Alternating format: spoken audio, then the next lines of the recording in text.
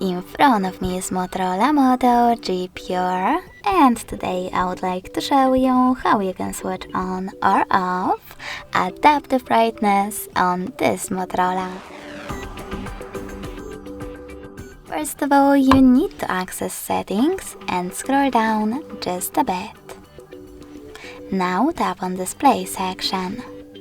After that, tap on this switcher next to adaptive brightness feature. As you can see, my switcher is now gray. That means that auto brightness is disabled, but you can always enable it by tapping on the same switcher again.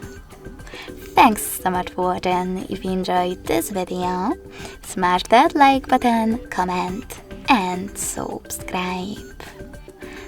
Bye!